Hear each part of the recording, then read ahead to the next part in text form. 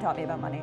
I graduated high school, I went to college, I took out student loans thinking that was the right thing to do, and that's what you did to get ahead in life, and that was a huge mistake that no one told me was a mistake. I'm Alicia Kennedy, I'm 32, and I make $50,000 a year. I live comfortably in New York City.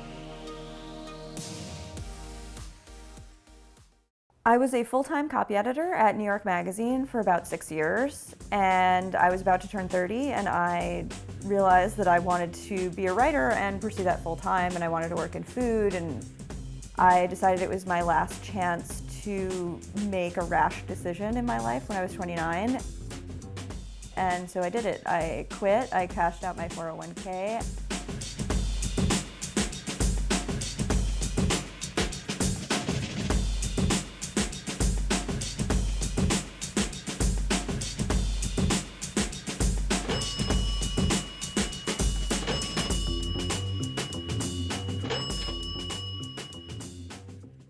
I've definitely learned that I care more about my quality of life than the quality of my bank account. When I talk to people who might be miserable in their full-time jobs, I do feel a little bit better about my choices to be so unstable and have such an unpredictable life. My 401k, because I've always worked in media and in magazines, was so paltry that I think I left with $7,000 after like 6 years.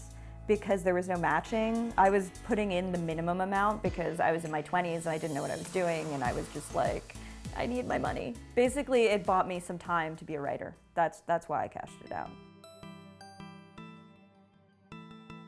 Whatever is left over gets saved. My bank, I do automatically have transfers from my checking account to my savings account every month, which is like, it does $150 a month automatically.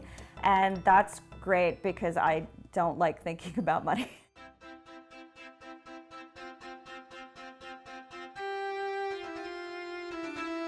This is Meatless, a podcast about eating.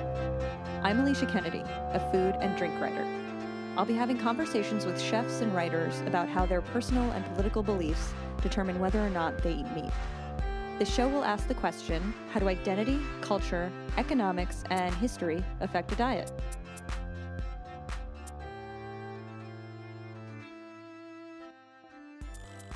My first year as a freelancer, I was completely shocked by how much I owed in taxes. I owed about $5,000, and I hadn't predicted that. My dad did pay my taxes.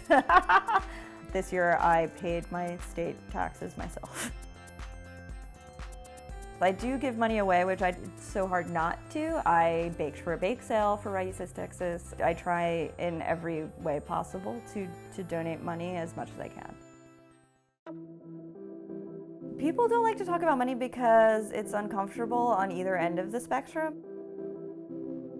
I talk to a lot of fellow writers, especially freelancers, about money because rate transparency in our industry is so important. I try to bring that kind of transparency to the rest of my life, both with friends and with colleagues and with everyone, because I just think the stigma around money is bad.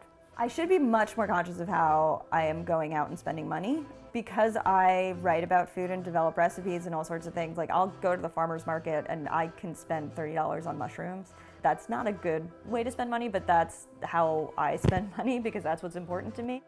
I've learned to not be afraid of money and to be honest with myself about how much I have, how much I owe, and how I can go about making myself more comfortable with that knowledge.